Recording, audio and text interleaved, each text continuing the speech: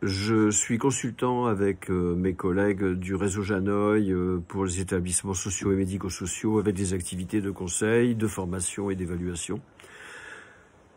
J'ai une longue expérience de direction d'établissements, services, associations avec des publics très divers.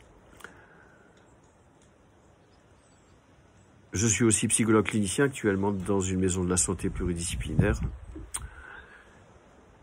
Je me suis formé, bien sûr, comme psychologue clinicien, comme directeur certifié de l'école de Rennes, aussi en sociologie des organisations avec l'Institut d'études politiques de Paris. Et pourquoi j'ai effectivement voulu écrire ce livre, c'est pour contribuer à la construction, à l'amélioration d'institutions de plus en plus inclusives.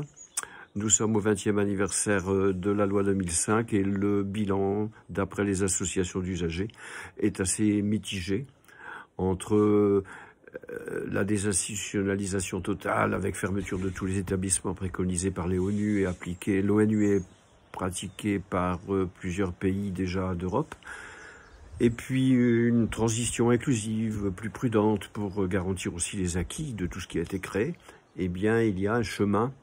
Non pas la désinstitutionnalisation massive, mais plutôt la création, la constitution d'institutions inclusives, pour instituer l'inclusion, le garantir par des institutions solides, mais ouvertes et diversifiées.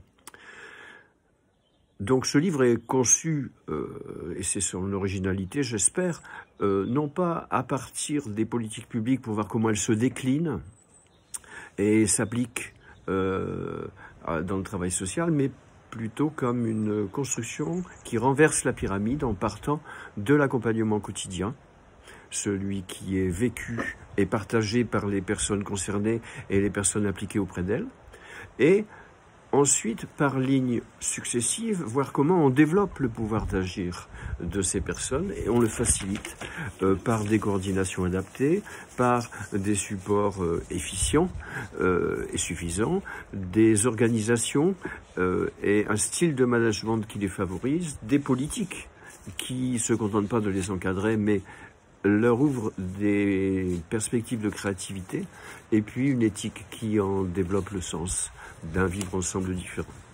Donc il s'adresse à toutes les personnes qui veulent participer à cette construction, personnes concernées, personnes impliquées auprès d'elles, professionnels comme aidants, équipe de direction, gouvernance, décideurs. Il ne prétend pas donner une baguette magique, une méthode toute faite, mais au contraire, ouvrir des questions, un débat, partager des expériences déjà riches ensemble. Et c'est pour cette raison-là que je serais heureux de participer à des séminaires, des colloques, des échanges divers par tous les moyens. Un webinaire est d'ailleurs organisé le 2 avril par les éditions RS. À bientôt, j'espère.